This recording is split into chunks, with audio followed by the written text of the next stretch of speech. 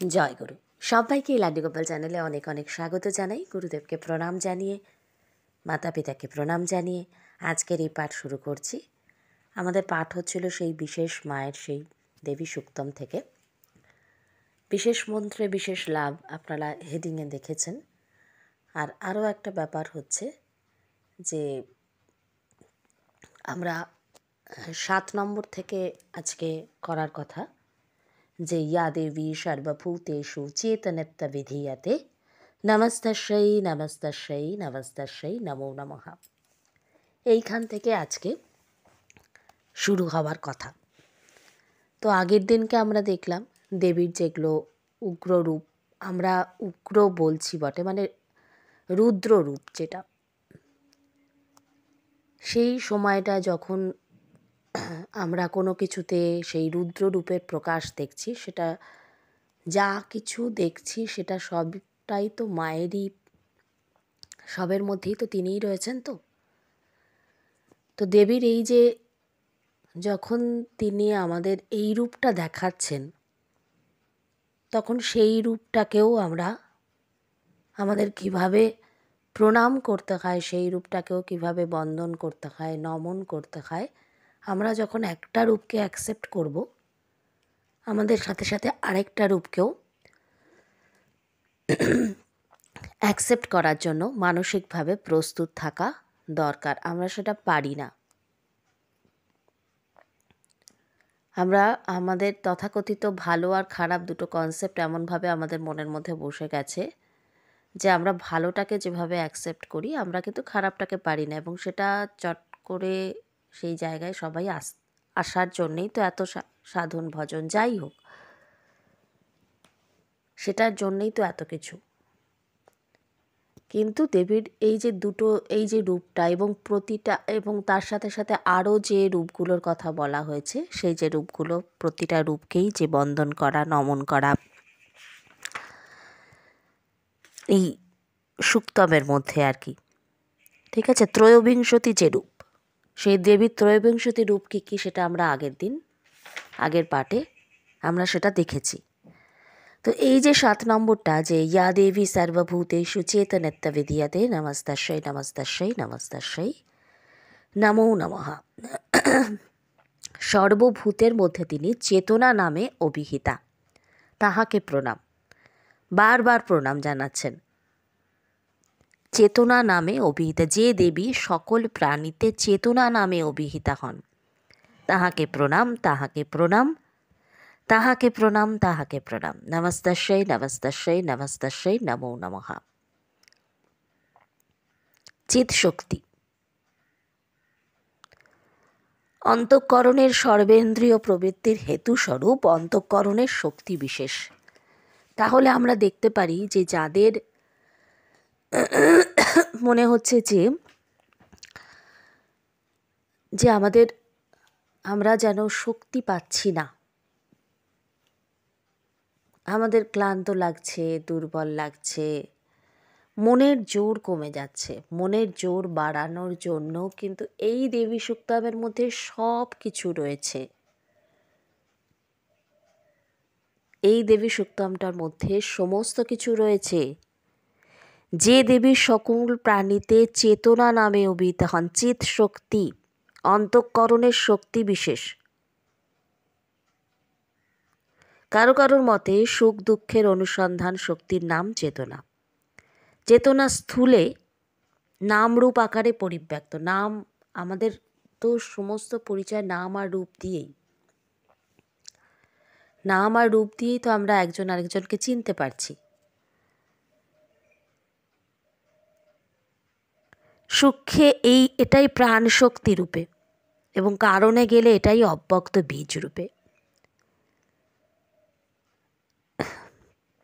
তো সমস্ত প্রাণীর মধ্যে মাই চেতনা নামে অভিহিতা হয়ে আছেন। তো যাদের মনের জোর মনে হচ্ছে কমে যাচ্ছে, অন্তঃকরণের এটা বিশেষ শক্তি রূপে মা রয়েছেন। তাই মাকে স্মরণ করা, বা এটাকেও যদি আমরা, এই সুক্তমটাকেও যদি পাঠ করি এবং বারবার যদি বলি ইয়া দেবী সর্বভূতেষু চেতনত্ব বিধীয়তে নমস্তস্যৈ নমস্তস্যৈ নমস্তস্যৈ নমো নমঃ, আমরা কিন্তু একটা শক্তি পাবো। সেটাই তো মা। আমরা একটা জোর পাবো যে না, কেউ না থাক, আমার মা আছে আমার জন্যে। এটা যখন একটু একটু করে বিশ্বাস করতে শুরু করব, একটু একটু করে ভাবতে থাকবো, তখন একটা মনের জোর পাবো। এবং আস্তে আস্তে যখন সেটা হতে থাকবে, প্রকৃতি থেকে এমন অনেক কিছু আপনার জন্য সংঘটিত হবে যেটা হয়তো আপনি ভাবতেই পারেননি। একের পর এক দেখবেন ভালো হতে থাকছে, বা রাস্তাগুলো পরিষ্কার হতে থাকছে, খুলতে থাকছে পথগুলো। কখন কার জীবনে হঠাৎ করে এক চিলতে আলো এসে কিন্তু রাস্তাগুলো পরিষ্কার করতে শুরু করে দেয়, সেই সময়টা যে কার কখন আসবে সেটা হ্যাঁ, মহাপুরুষরা বা উচ্চকোটি যোগী পুরুষরা থাকলে বলে দিতে পারেন, কিন্তু ওনারা চট করে সব কিছু এইভাবে বলেন না। বহু দূর কি বাত ওনারা দেখতে পারেন, অনেক অনেক মানে বছর পর অবধি ওনারা দেখতে পারেন, এমনকি আগামী জন্মও ওনারা দেখতে পান, কিন্তু ওনারা বলেন না, চট করে বলেন না। খুব যেটুকুনি প্রয়োজন জানানোর, শুধুমাত্র সেটুকুনি ওনারা জানান, তার বেশি অতিরিক্ত ওনারা কিছু বলেন না।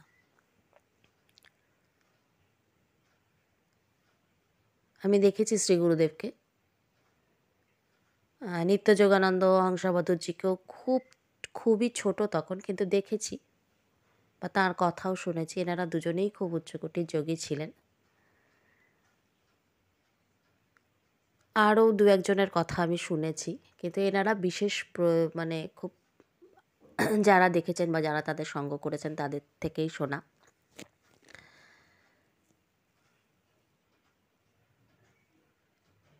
তো বিশেষ প্রয়োজন ছাড়া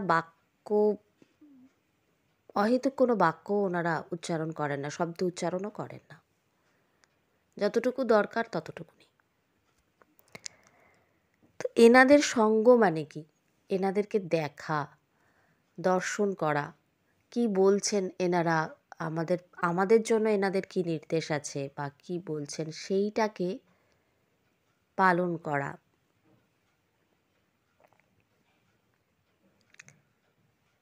তা আসছি আবারও এখানে, যে চৈতন্যরূপিণী মা বিশ্ব চৈতন্য নামে এই পরিদৃশ্যমান এই যে বিশ্বরূপে নাম এবং রূপ নিয়ে প্রকটিত হচ্ছেন, এবং মায়ের এই যে রূপটাকে বারবার প্রণাম জানানো হচ্ছে চেতনা রূপে।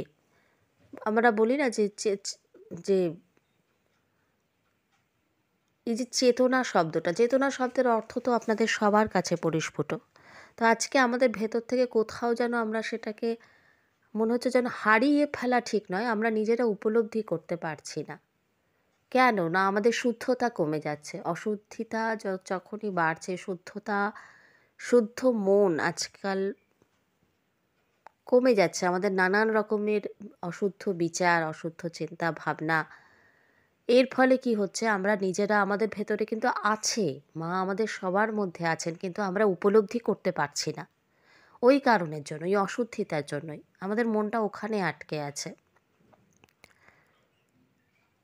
যে তিনি বলছেন যে এখানে চেতনা রূপে অন্তরে তিনি প্রতিনিয়ত মা প্রকাশ পাচ্ছেন। উনি তো মা, এই যে চেতনা শক্তি।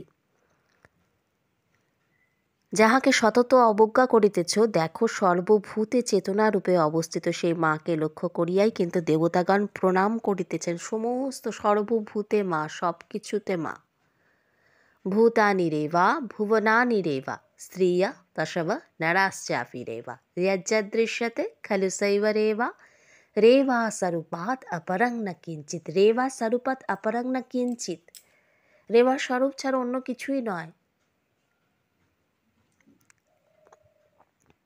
তুমিও দেবতাদিগের সঙ্গে সুরে সুর মিলিয়ে আত্মচৈতন্যের দিকে বিশেষভাবে লক্ষ্য রাখিয়া নমস্তস্যৈ বলিয়া সাষ্টাঙ্গে প্রণাম করো। কায়িক প্রণাম, বাচনিক প্রণাম।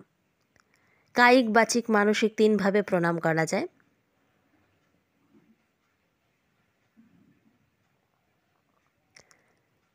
তো বলছেন এখানে তিনি যে ওই যে হৃদয়ে অনুভূত এই যে চৈতন্যই যে স্থূল দেহরূপে, দেহাত্ম বোধরূপে প্রতিভাত হইতেছে, ইহা বুঝিয়াই প্রথম প্রণাম করো। তারপর চেতনা সর্বভাবের অধিষ্ঠাত্রী রূপে অবস্থিত সেই সর্বব্যাপিনী সেই চিন্ময়ী মাকে প্রত্যক্ষ করে প্রণাম করো।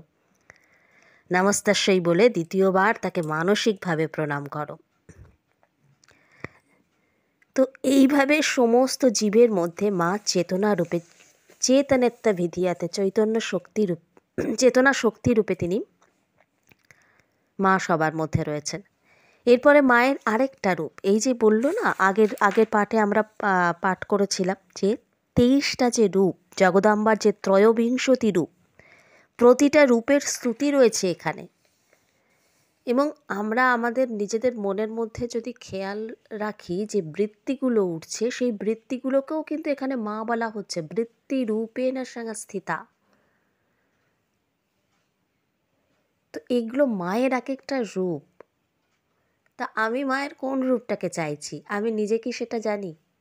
আমার নিজের কাছে সেটা খুব পরিষ্কার হওয়ার দরকার। আমাদের মধ্যে দোলাচল বৃত্তি খুব কাজ করে, আমরা এদিকেও থাকতে চাই, আমরা আবার ওদিকেও থাকতে চাই, এটাতে যাব না ওটাতে যাব। আমরা নিজেরাই বুঝতে পারি না আমরা মাকে কোন রূপে পেতে চাই, মায়ের কোন রূপটা চাই। মাকে পেতে আর কজন চায়? মায়ের ঐশ্বর্যটাই সবাই চায়, মায়ের কাছ থেকে সবাই এইগুলোই চায় যেগুলো আমাদের জীবন ধারণের জন্য দরকার।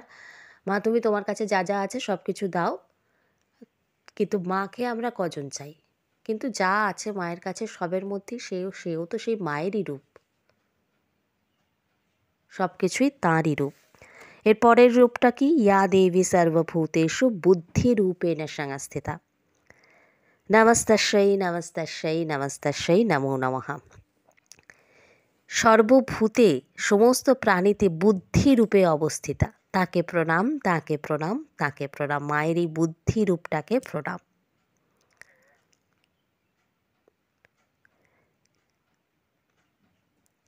যে বুদ্ধি কর্তব্য অকর্তব্য, ভয় অভয়, বদ্ধ মোক্ষ, প্রবৃত্তি নিবৃত্তি এগুলো বুঝিয়ে দিতে পারে, বুদ্ধি তো অনেক রকমের হয়, সেটাকে সাত্ত্বিকী বুদ্ধি বলা হয়। আবার যে বুদ্ধি ধর্ম অধর্ম, কার্য অকার্য, যে বুদ্ধি দ্বারা এগুলো বোঝা যায় না, সেটা রাজসিক বুদ্ধি। যে বুদ্ধি মোহাচ্ছন্ন থাকতে সাহায্য করে, অধর্মকে ধর্ম বলে মনে করায়, সেগুলো তামসিক বুদ্ধি। তো তুমি এই ত্রিবিধ বুদ্ধিরূপে সর্বভূতে বিরাজমান আছো, প্রত্যেকটাই তুমি। তামসিক বুদ্ধিতেও তুমি, রাজসিক বুদ্ধিতেও তুমি, সাত্ত্বিক বুদ্ধিতেও তুমি। তোমাকে পুনঃ পুনঃ প্রণাম।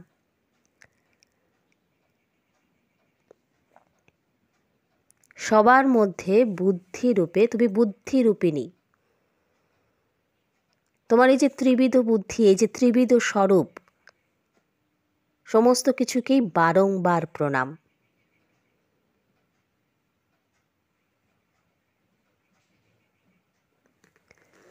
তো বুদ্ধি, আবার বুদ্ধিরও তো অনেক রকমের বুদ্ধি হয়। তা আমরা কোন বুদ্ধিটা চাই, সেটা দিক থেকে আমাদের নিজেদের পরিষ্কার থাকার দরকার। আমরা বলি ওর বুদ্ধিটা বড্ড কম আছে, তো ওর মধ্যে কোন বুদ্ধিটা বেশি আছে? তা মায়ের কোন রূপটার প্রকাশ হচ্ছে ওর মধ্যে? তা আমরা যেটা চাইছি সেটা মায়ের কাছে প্রার্থনা করতে হবে, মা তুমি এই রূপে না থেকে এই রূপে থাকো।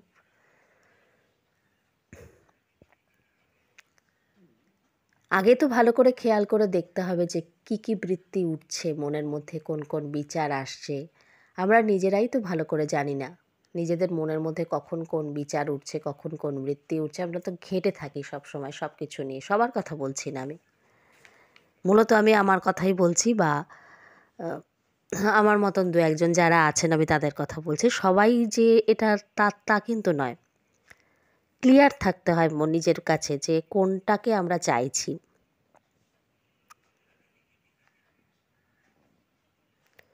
তো এখানে যারা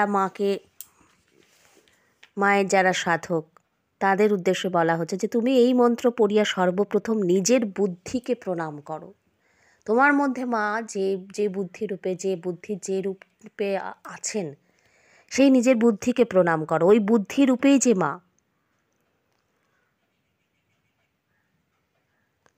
ব্রাহ্মণরা ধিয়ো ইয়ো ন প্রচোদয়াৎ বলে যে ধীকে লাভ করার জন্য ত্রিসন্ধ্যায় গায়ত্রী মন্ত্রে প্রার্থনা করে থাকেন। দেখো ওই ধী রূপেই কিন্তু মা। উহাকে ঠিকভাবে প্রণাম করতে পারলেই, যে মহতি বুদ্ধিতে, অর্থাৎ ওনাকে যদি ঠিকভাবে প্রণাম করতে পারো, তাহলেই কিন্তু মহদাত্মার সন্ধান পাইবে। সব কিছুর মধ্যেই মা। এরপরে আমরা দেখছি যে ইয়া দেবী সর্বভূতেষু নিদ্রারূপেণ সংস্থিতা, যে দেবী সমস্ত ভূতে, সমস্ত প্রাণীর মধ্যে, সবার মধ্যে নিদ্রারূপে অবস্থিতা, তাকে প্রণাম। নিদ্রা,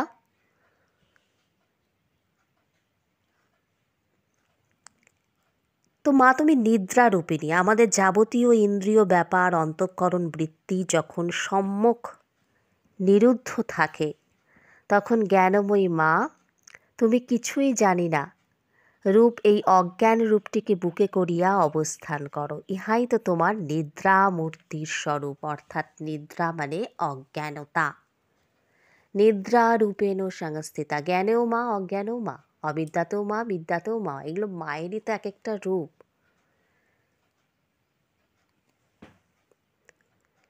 তো জ্ঞানময়ী মা যখন মানে কিছুই জানি না, এই যে অজ্ঞানতা, এই রূপটাকে বুকে করে অবস্থান করো যখন, তখন তোমার এই নিদ্রার স্বরূপ তাকে তাকে আমি বারবার প্রণাম করছি।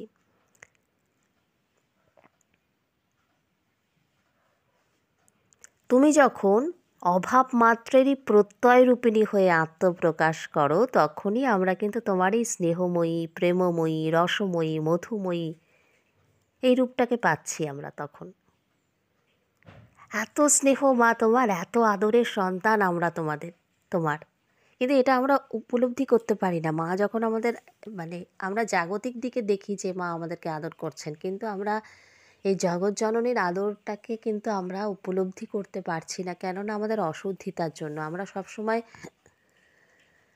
একটা লাভ ক্ষতির হিসেব করতে থাকি।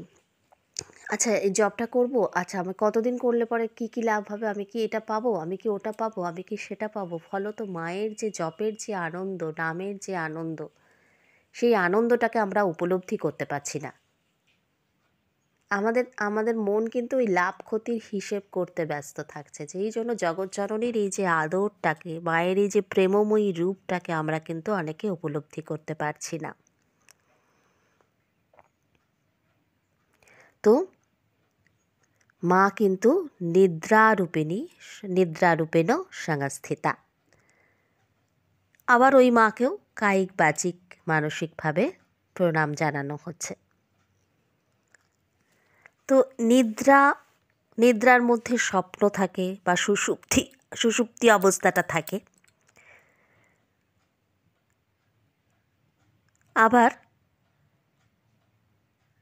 স্বপ্ন অনেক অন্যরকম স্বপ্নও থাকে,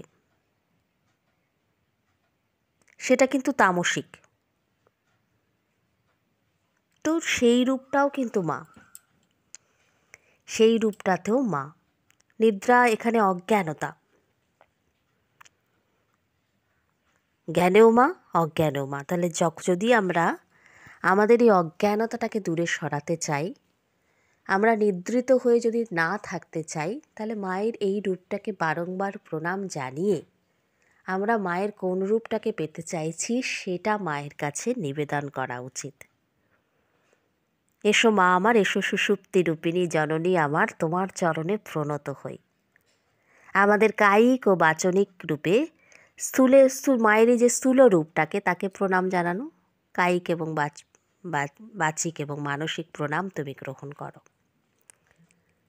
তারপর মায়ের কৃপায় যদি দৃষ্টি প্রসারিত হয়, তখন আমরা দেখতে পাবো যে এক মহতী সমষ্টি নিদ্রামূর্তি সর্বভূতকে অঙ্কে ধারণ করিয়া রাখিয়াছে। সেই যে মায়ের এই যে অজ্ঞান মূর্তি, মা সমগ্র ব্রহ্মাণ্ডে যেন ছড়িয়ে রেখেছে, এবং যাদের সবাই কি অজ্ঞানতায় আচ্ছন্ন? না, কিছু আছে অজ্ঞানতায় আচ্ছন্ন, কিছু আছে অজ্ঞানতা থেকে বেরোতে চাইছে, কিছু আছে সত্যি জ্ঞানের আলোক পেতে শুরু করেছে। কিন্তু সব কিছুর জন্যই তো চেষ্টা করতে হবে। তো সেই জন্যই মাকে প্রার্থনা করে জীবন পথে এগিয়ে চলা। এরপর বলা হচ্ছে যে ইয়া দেবী সর্বভূতেষু ক্ষুধারূপেণ সংস্থিতা, যে দেবী সর্বভূতে ক্ষুধারূপে অবস্থিতা, তাঁকে প্রণাম, তাঁকে প্রণাম, তাঁকে প্রণাম, তাঁকে পুনঃ পুনঃ প্রণাম। মা তুমি ক্ষুধারূপে, ভোজনেচ্ছারূপে সর্বভূতে বিদ্যমান। আমাদের এই যে স্থূল শরীরের রস, রক্তাদি ইত্যাদি ধাতুর অপচয়ের জন্য যে অবসাদ উপস্থিত হয়, ওই অবসাদ দূর করার জন্য আহার গ্রহণের যে আবশ্যকতা বোধ হয়, এটাই তো তোমার ক্ষুধা মূর্তি। সর্বপ্রাণীতে তিনি ক্ষুধারূপে অবস্থিত। পার্থিব ধাতুক্ষয়জনিত কারণে শরীরে অবসাদ আসে, স্থূল শরীরের রক্ত, রস ইত্যাদির অপচয়ের জন্য অবসাদ আসে এবং শরীরে একটা ক্ষুধা উৎপন্ন হয়। এই যে ক্ষুধাটা উৎপন্ন হচ্ছে, এটা তো অন্নময় কোষের ক্ষুধা। কিন্তু আমাদের তো আরও কোষ আছে, শুধু তো অন্নময় কোষ নিয়ে তো আমরা নই। এটাই মায়ের ক্ষুধা মূর্তি। কেবল স্থূল শরীরের অন্নময় কোষেই যে মায়ের এই ক্ষুধা মূর্তির প্রকাশ হচ্ছে তা কিন্তু নয়। প্রাণময়, মনোময়, বিজ্ঞানময়, আনন্দময় কোষেও কিন্তু এই ক্ষুধা মূর্তি অভিব্যক্ত হচ্ছে, প্রতিনিয়ত হচ্ছে। আমরা উপলব্ধি করতে পারছি না, সেটা আমাদের ত্রুটি। সুতরাং আমাদের এই পঞ্চকোষের আহারের ইচ্ছা আছে, আমাদের মনেরও আহার দরকার। আমরা সেদিকে নজর দিই না, আমরা শুধুমাত্র শারীরিক আহারের দিকে নজর দিচ্ছি। মনকে কিন্তু আমরা যা খুশি দিয়ে যাচ্ছি। তো আমি এর আগেরও একটা পাঠে বলেছিলাম, একটা পাঠের মধ্যে বলেছিলাম যে মনের একটা বিশেষ আহার দরকার। মনের আহারের দিকে আমাদের আরও বেশি সচেতন হওয়া দরকার। আমরা যেটা খাই না, যেটা খেতে আমাদের ভালো লাগে না, বা যেটা খেলে আমাদের বারণ আছে ডাক্তারের, বা যেটা খেলে আমাদের শারীরিক কষ্ট হয়, আমাদের যদি কেউ সেটা খেতে দেয় আমরা খাবো কি? কিন্তু মনের আহারের দিকে আমরা কিন্তু এই দিকটার দিকে লক্ষ্য রাখি না। যে যা দেয় আমরা সবটা নিয়ে ফেলি। কেন নেব? বা আমরা কি দেখছি, আমরা কি শুনছি, আমরা কি ভাবছি, এই দিকটা নিয়ে আমরা আদৌ এই দিকটাতে নজর দিই না। ওগুলোই তো মনের আহার। তো আমাদের এই পঞ্চকোষেরও আহার আছে। প্রাণময় কোষের আহার হচ্ছে জীবনী শক্তি, মনোময় কোষের আহার হচ্ছে চিন্তা, বিজ্ঞানময় কোষের আহার হচ্ছে জ্ঞান, এবং আনন্দময় কোষের আহার হচ্ছে প্রীতি, হর্ষ। তাহলে এই আহার রূপে, প্রতিটা কোষের আহার রূপেই কিন্তু মা রয়েছে। মা এই রূপে ক্ষুধা মূর্তিতে পঞ্চকোষের আহার গ্রহণের ইচ্ছা রূপে প্রকাশিত হয়। সেই জন্যে আমরা দিনের পর দিন, জন্মের পর জন্ম ধরে এই ক্ষুধা নিবৃত্তির জন্য জ্ঞানে বা অজ্ঞানে আমরা এগিয়ে চলছি পথে। ধন্য মা তোমার এই অপূর্ব আকর্ষণময় এই ক্ষুধা স্বরূপ। মায়ের এই ক্ষুধা রূপকে আমরা বারংবার প্রণাম জানাচ্ছি। এইভাবে মা আমাদের মধ্যে ক্ষুধা রূপে রয়েছে,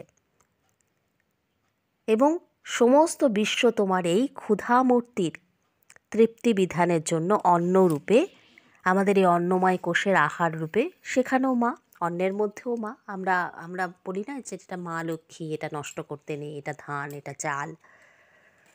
তো আমরা যদি নবপত্রিকা, অর্থাৎ যেটাকে আমরা মানে সবাই কলা বউ বলি, যদিও কলা বউ কিন্তু বলা উচিত না, আমি বোঝার সুবিধের জন্য বললাম, নবপত্রিকাটাই দুর্গাপুজোর সময়। তো সেই নবপত্রিকা যখন বাঁধা হয়, কি কি থাকে ওর মধ্যে? ধান্যাধিষ্ঠাত্রী বলে মায়ের একটা মন্ত্র রয়েছে, মাকে প্রণাম, ঠিক আছে? হরিদ্রাধিষ্ঠাত্রী, হরিদ্রার মধ্যে মা। এইভাবে প্রতিটা যে গাছকে ধরে ধরে যে তার আলাদা আলাদা মন্ত্র রয়েছে।